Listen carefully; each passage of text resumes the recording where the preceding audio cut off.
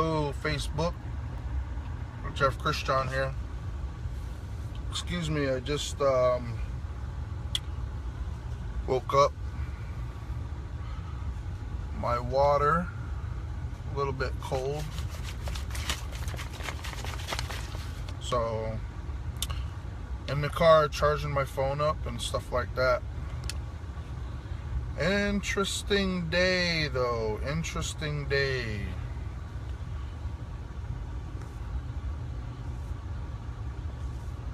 Ahead of us. There's going to be a lot of discussion, and right as of now, we don't know much. This is all new. This is all going to have to be talked about. What the news of Mr. Archambault telling us that we are no longer needed and to go home, and that we have fulfilled our mission and it's accomplished, and go home.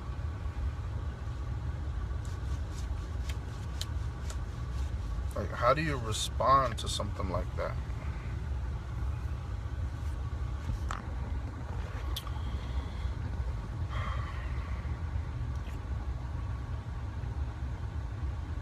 We're not going home. While few may forget why we're here, many won't.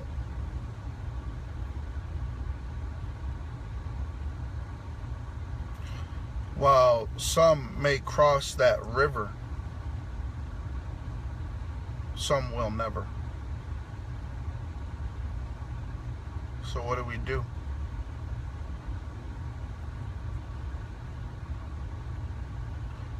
We stay and we make you believe.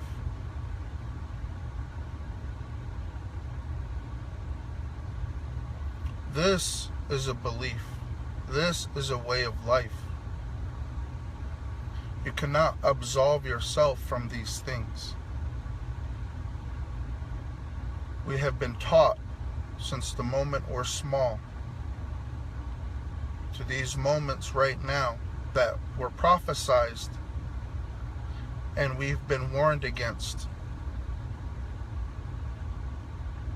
This is nothing new. This is a repeat. Little Bighorn, Wounded Knee, 2016, Standing Rock.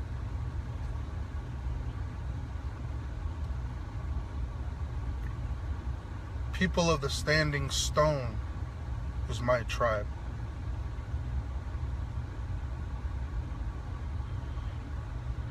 And we stand. I don't know the history perfectly, but this is where you stood before, standing like a rock, piecing together those rocks individually, small, to build a wall, to make us great again.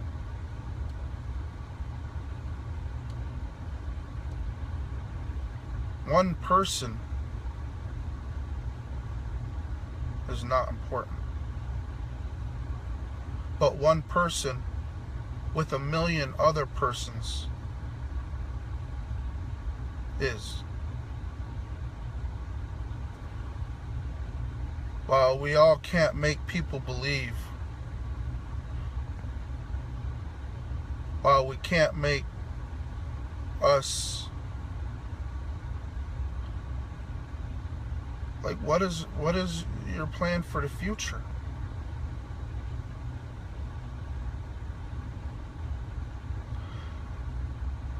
Because this is a way of life.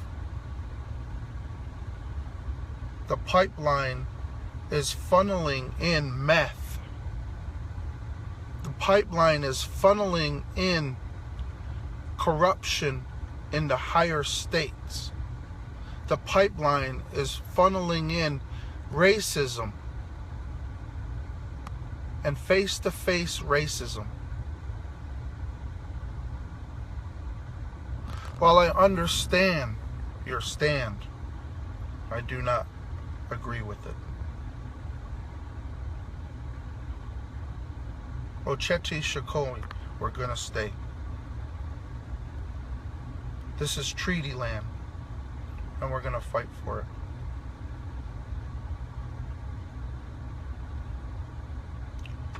These corruptions, these pipelines, these are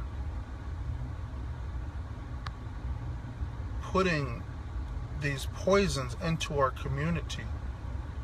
We are being forced in this way of life. How are you combating that? From what I understand with my own two eyes, that meth is a problem in Fort Yates. You know, meth is in Crow Creek. Meth is in Rapid City, is in Billings, you know, Cheyenne River. Racism is in Cheyenne River. Racism is in Texas, is in Albuquerque.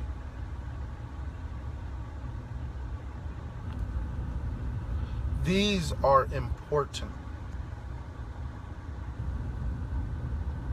There is no way to fight meth or any of those evil sicknesses that we have obtained during our life if we're set up to fail from the beginning. From an early age, when I first got my heart broken, was when my mother was about 400 pounds.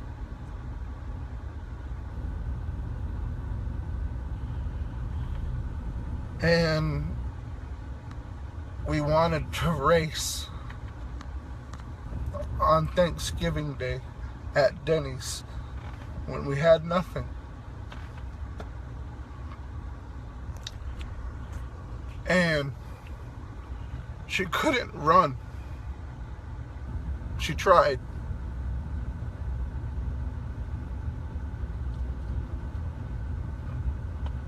But she's big. And that's the first time my heart was broken.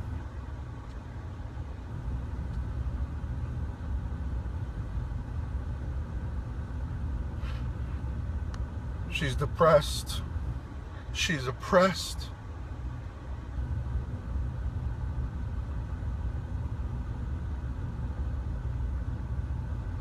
The marriage has taken its toll. The ugly has taken its toll, where it's hard to even be together.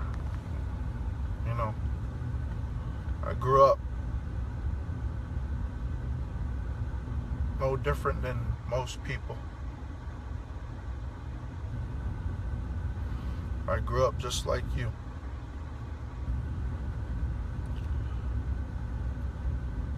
While I was fortunate and blessed enough that my parents never indulged in that lifestyle of alcohol and that fast-paced lifestyle, it doesn't mean that we didn't have the problems. Racism, division within our own communities. When I first got my heart broken, it opened my eyes to the whole world around me. I started looking around. What else is broken?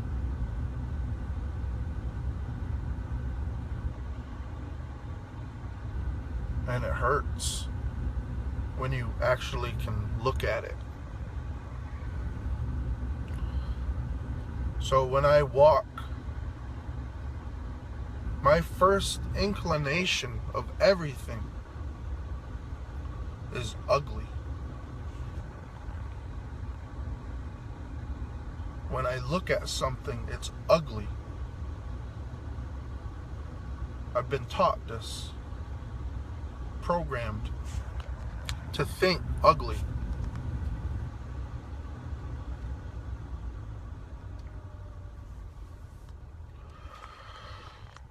And now,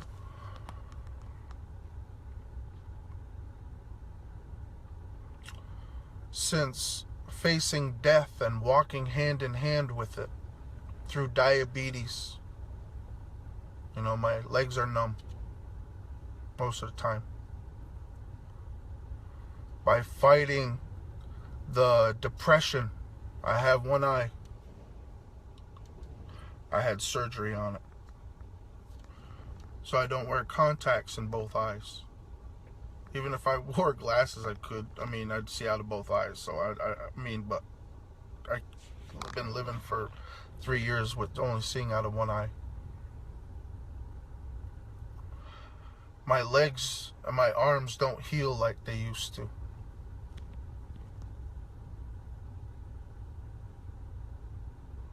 Any sores, it takes like a month to fix. So you see, I'm affected by this way of life.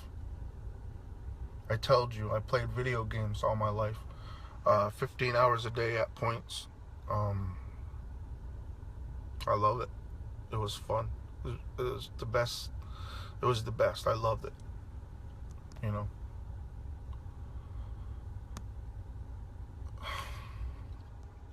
And then my daughter was born.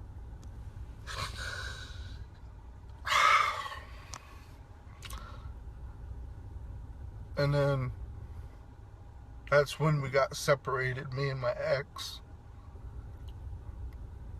And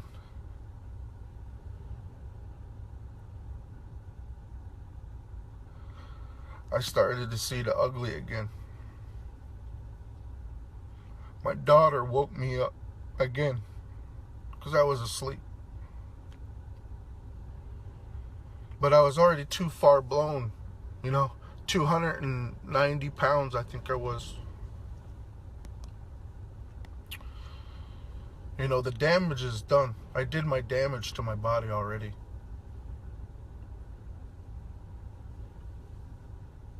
So, living blind and not caring about yourself is going to hurt yourself in the long run. While my drug of choice was not liquor or meth or cocaine, it was guilt. It was guilt for not standing up my whole life. It was a deep pain inside my body that cries.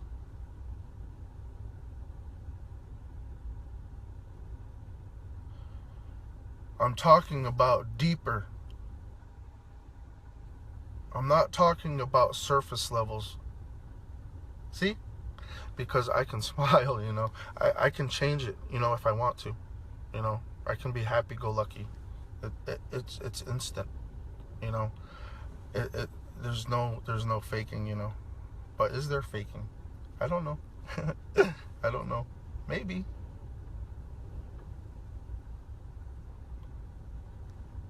Who knows?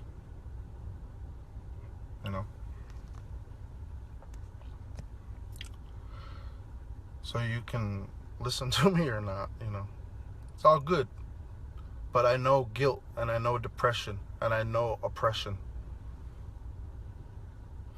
Because I felt it all my life, and I've witnessed your people, my people, our people walk down this road many, many times.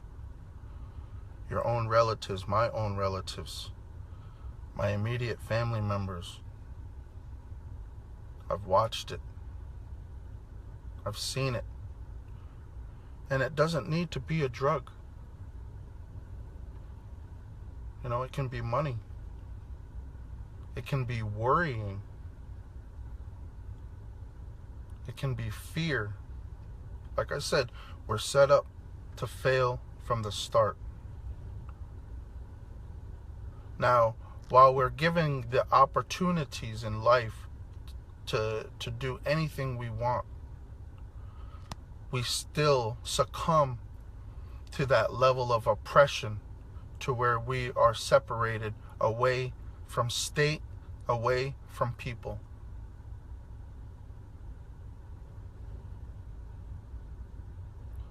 This is a microcosm of what society is here at Ocheti.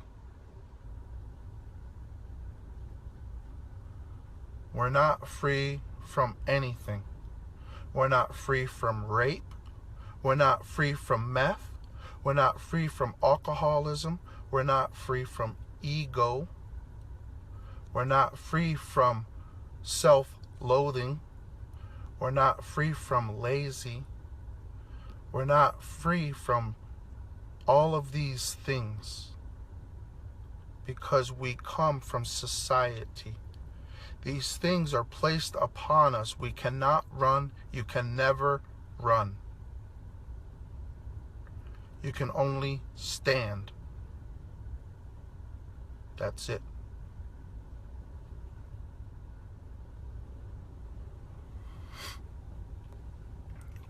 I've been built in this society. I am society.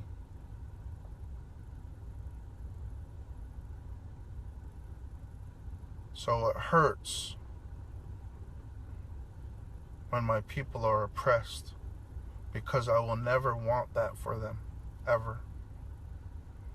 I am willing to stand like a rock between you and them. Our brethren, our mothers, our daughters are ready to stand between you and them.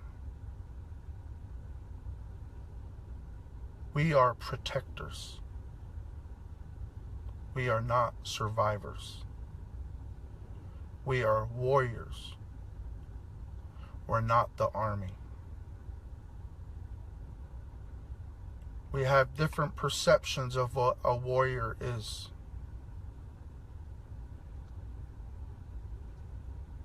We've been taught what a warrior is. But have we listened to what a warrior speaks? Do we listen to the warriors on the front lines that have been there, that have suffered a tremendous lifestyle?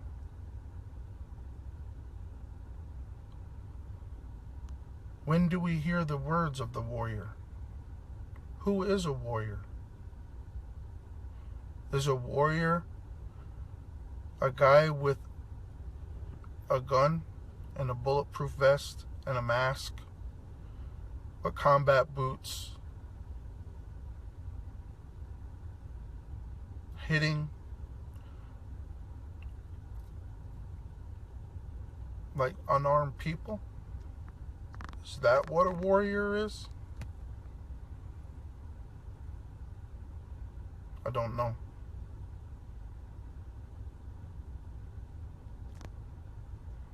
I'd like to face that guy, though.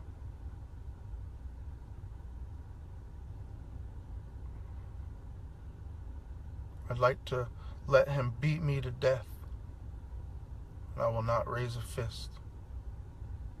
If it means that it'll stop this whole camp. If it means that it would stop this whole pipeline. There are many red warriors that are willing to do this. There are many white warriors willing to do this. Black warriors, yellow warriors. And then there's some warriors here at camp that don't have a race, but they're willing as well. So you see, We are that seventh direction.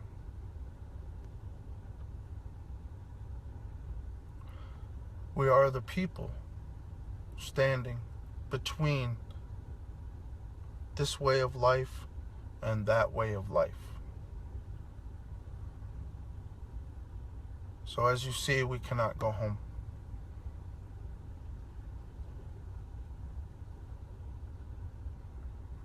I cannot go home.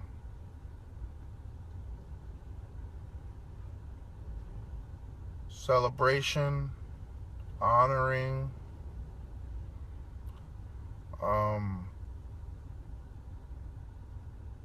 some ceremonies, in my opinion. Remember, I'm nobody. I'm nobody. So stop getting mad. These are just opinions of mine.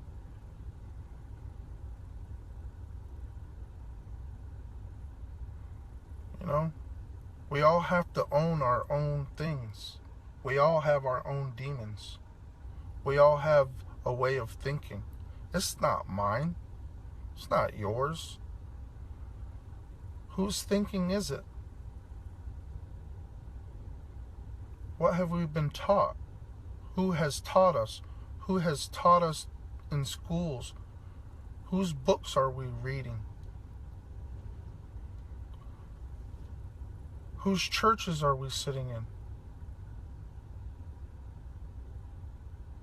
You know, it's time that we stand up and we speak for ourselves. We teach ourselves.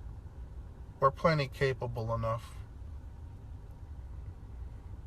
And this sub-degree temperature stuff, and you're scared.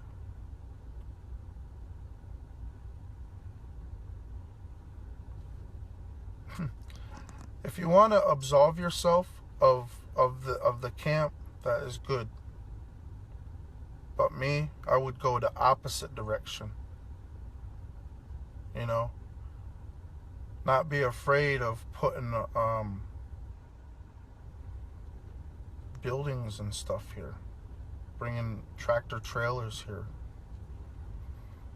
If you're worried about us so much, then why don't you help us? You know? I mean, this is a way of life, and that pipeline, they just said that they're gonna keep going with it. And that it's going to go in the ground. I mean, I don't know. How many treaties have they already told us? How many things have they already given us?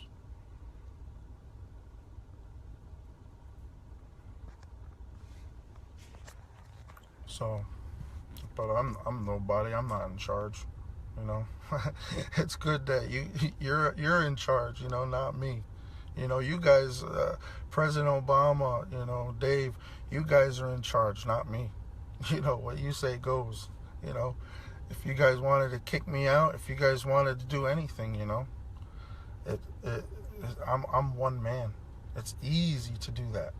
You know, you just move me out. You know, I want to really appreciate Drone to Be Wild. You know, if you haven't watched this video on what goons do and racism is, then that's a first-hand on what it is. I've sat with Dean many nights. I've spoke with him many nights. And I love his compassion. I love his spirit. And I'm glad that he's safe. Because in an instant, that cell phone that guy pulled out of his pocket could have been a gun. These are the levels that we're at. This is how high the tension is up here. And because of prayer, and belief. You could see it in what Dean was saying. Like of course there's going to be that element. But what are you willing to sacrifice for your prayer? We cannot help the outside world. We cannot worry about what they're going to do to us. We can't worry about that stuff. You know, there's probably people looking for me. If you need me, I'm on the front lines in a teepee.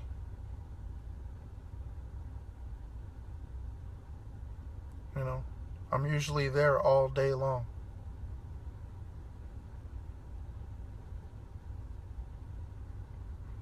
These are our sacrifices. These are the prayers that we're willing to give. Is it scary? Maybe. Am I afraid? No. Do I have fear? No. And I'm not challenging people, you know. I'm not challenging you to come and get me. I'm not saying tag, you're it. I'm not. All I'm speaking of is what I see. And how people interpret that is up to you. As you see, I kick a lot of people off my channel. I don't like to perpetuate the negative. Most of my posts are always about positivity. It's always about trying to give back to the people. It's always trying to let those people see that I'm just like you. We have many people just like you here. We need the prayers. We need the help. So when people are asking about winterizing,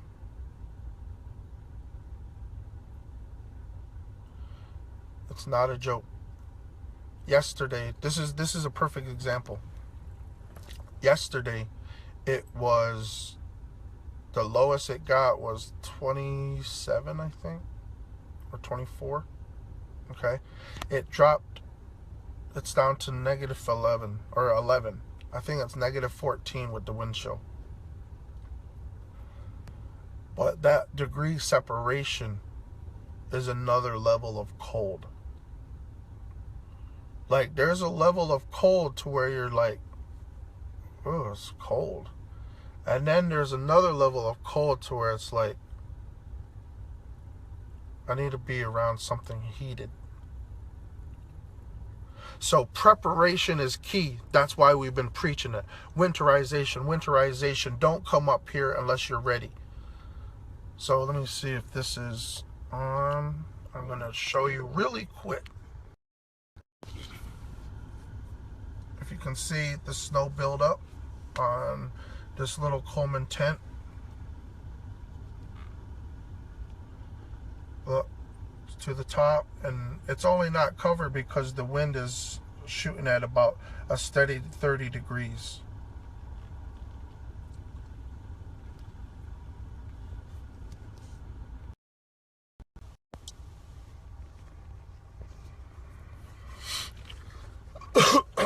So they weren't prepared, so they went to a warmer shelter. My teepee is fine. I just wanted to charge my battery. I'm glad I kind of came out too, because my car was it was like, and this is a fairly new car, so it's cold. I don't know what the need is for winter up here, but I'm pretty sure that they're plugged in most of the time. I don't know if they have portable ones, but something's gonna have to be done for cars, you know, because they're not gonna start in the morning. But I'm up all night anyways, so I don't think it's going to be too bad of a problem. Sub-degree sleeping bag, you know.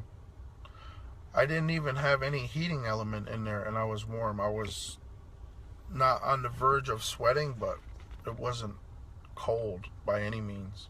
It was like a comfortable ambient temperature. But again, I'm prepared. I'm off the ground with a cot. I have a underbody mat to protect, through the air from the bottom, and then I have a subthermal sleeping bag that I'm inside, and that's it. I don't need a heating element. I don't need it. I mean, it's nice. Don't get me wrong. I do have one, and it works, and it's fine. But if you're prepared, it's for negative 14. It's nothing. Whatever this is right now, negative, whatever it is, it doesn't matter. For me, other people are probably running that aren't prepared, that haven't prepared a camp, that haven't done anything about this winterization,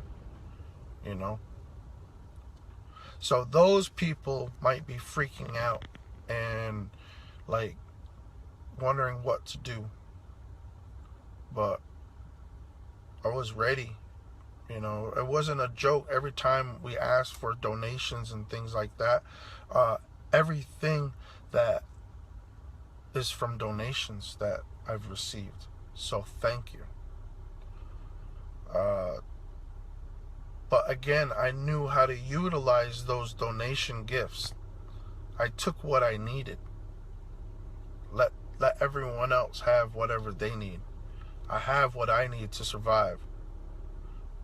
And right now, I've been helping out 4 or 5 people survive as well. Tonight it got a little cold, so they found warmer climates. Yeah, find warm if you can find it. So, because again, I'm in my sleeping bag. I'm not, like, just because there's a lot of space in the teepee doesn't mean that I'm running around the teepee building projects and things like that nature. No, I'm studying, I'm reading, I'm inside the teepee, I'm listening to songs, I'm educating myself, I'm saying prayers, things of that nature on my own. Just no elder came over and told me what to do. No one's coming over and telling, hey, Jeff, you should do this. Jeff, you should do that. Nobody's doing that. If I want to be part of that action, I can go over there. If I want to be part of those things, we can go over there. But, right now, I know what time it is. It's time to survive. Okay? It's time to survive. I don't lose focus on what we're doing here. There's times to pray. There's times to survive. There's times to be, to stand. There's times to be aggressive. There's times for everything. And right now, it's time to bed down a little bit. I hope that these harsh conditions make it very hard for them to work up there. I hope it's near impossible to work. So, I like these conditions because it makes them even more miserable as well. I'm sorry that our camp isn't, or those that didn't heed the people's warnings, those that didn't listen to all the people that have been saying you got to be ready for this cold. I apologize for those people that are here that didn't fathom or didn't get it or didn't care to. But you have to be prepared on your own. You have to be able to build a camp. You have to be able to withstand these elements, because if you're ready, it's nothing. It's just another day in Zamunda. That's it. There's nothing. That fear of like, oh, it's sub this, sub that. Absolutely be fearful of it. It is Mother Nature is no joke. She doesn't give pity. She doesn't give she doesn't give pity. She's brutal, and she's nature. and she's relentless.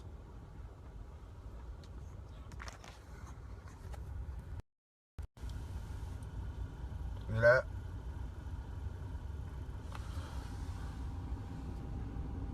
That's relentless. Well, there's my teepee right there.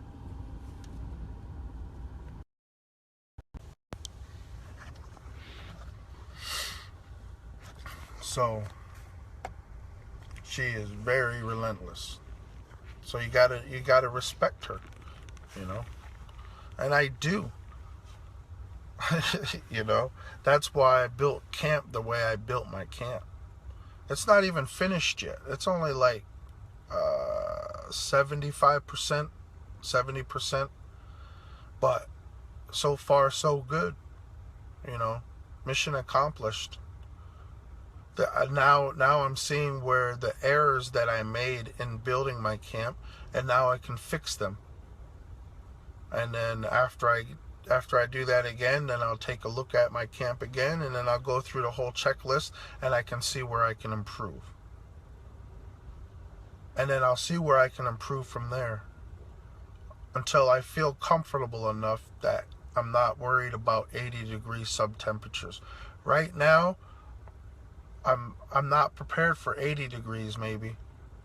That's cold. But as soon as I get this stove in, then it's a wrap. I get enough wood to last me 4 or 5 days. That's all I need, because I don't think these blizzards last 2 weeks or a week. Maybe they do, but I mean, it's still not bad. Like, if I have to walk across the camp to use the restroom right now, I just put the proper gloves on, the proper everything, and I walk. It's not, I mean, it's dangerous, but I have, you know, my jacket is a subthermal jacket, thanks Wovoka. I'm still using it.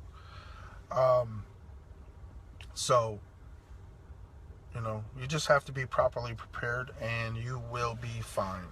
You know, layers. At most times, I'm usually wearing 4 layers underneath my sweater or jacket. You know, and then at one point it was 3 layers, a sweater, and a jacket, and maybe even another jacket when it was real windy. So, you know, be prepared. There's no reason to be fearful if everyone prepares, but everyone's not prepared. You know, I don't know why, but you know, maybe some people don't prepare like that. But so know what your conditions are when you come up here. You know, because we're not going anywhere until it's done. I mean, we're fighting this way of life.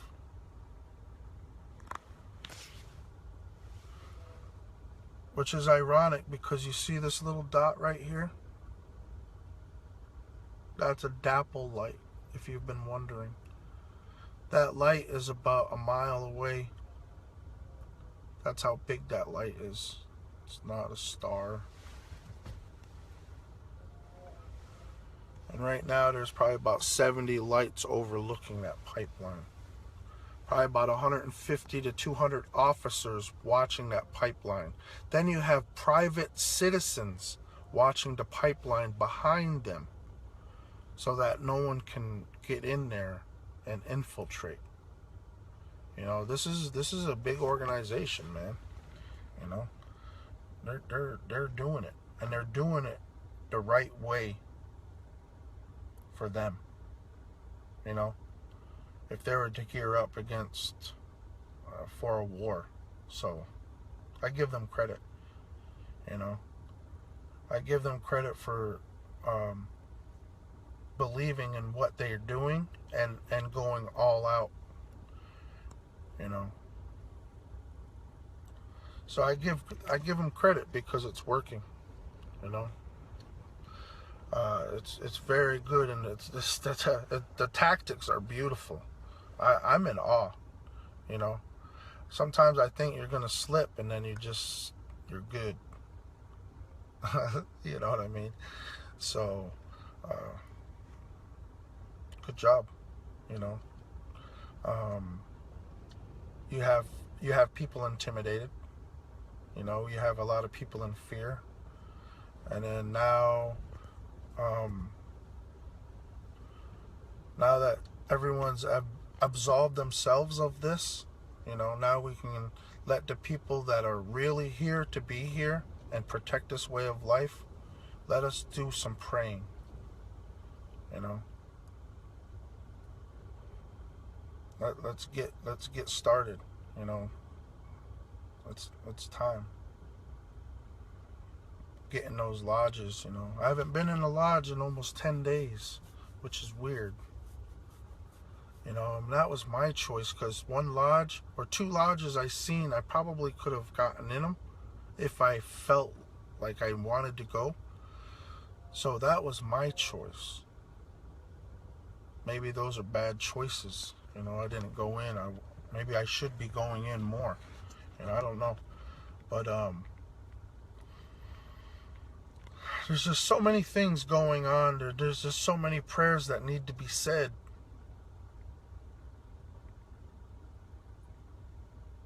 And, you know, it's just going to be that way, I guess. But I'm just going to call that for what it is.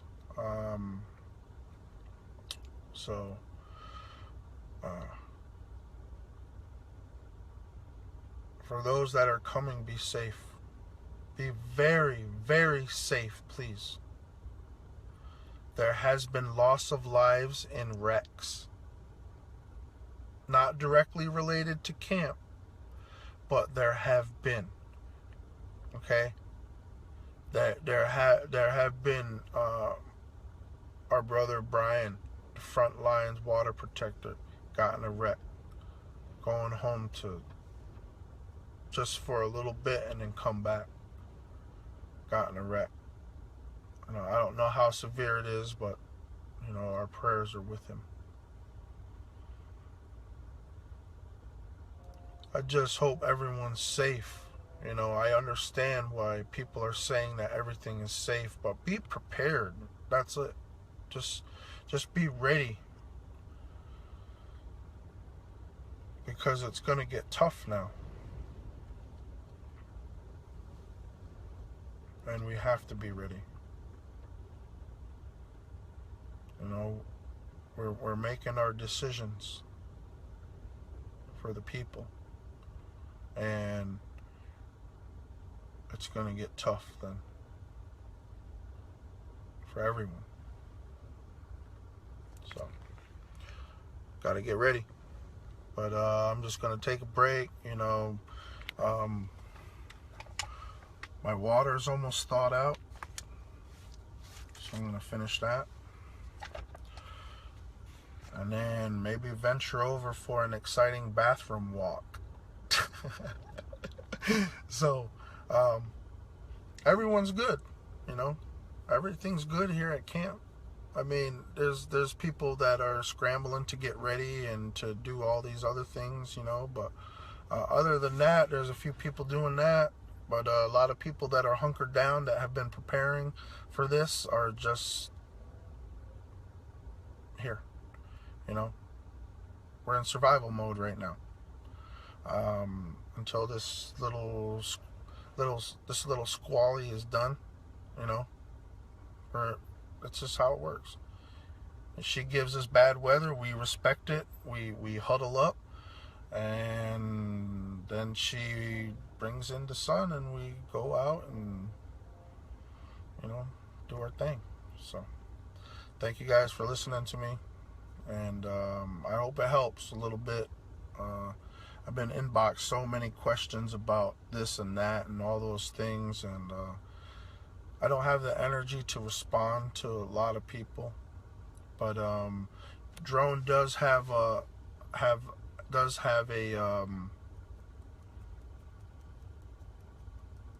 good suggestion about all his followers and friends. Kind of police. Look at his page. Look at my page. Look at a lot of people have been watching all of us, right? So make sure that you're policing and you're watching these negative comments, because this is how it starts, and then it's like a cancer, you know. We just got to cut it out and just go along with it, because it's just a button. We just block it, you know. But we just got to pay attention. So thanks for your help. Thank you for supporting. Thanks for those that are sending me a charger for my phone so I don't that you know, I appreciate it. Thank you very much. And to all the water protectors that are here at camp, and that are on their way, and that are sitting at home, you know, blessings for all of you. This is going to be a tough time, and we have to be ready. That's it. So thanks.